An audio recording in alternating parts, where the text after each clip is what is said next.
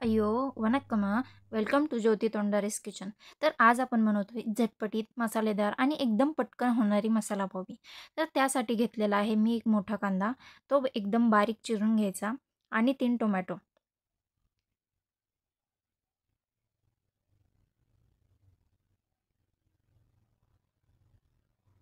Tomato हे अगदी बारीक चिरून घ्यायचे.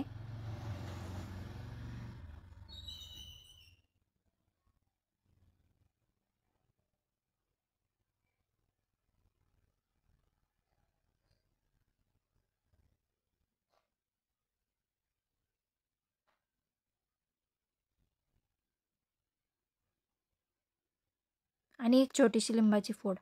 मिश्रणामध्ये लिंबू पिळून घ्यायचं आणि ते मिश्रण सगळं बॉबीमध्ये भरायचं. बॉबीमध्ये पूर्णपणे मिश्रण भरून घ्यायचं.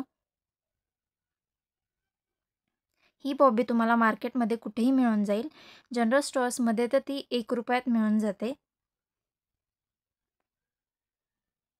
बॉबी मोठी असल्यामुळे मी मधून तोडली आहे आणि ते मिश्रण पूर्णपणे बॉबीमध्ये भरत आहे.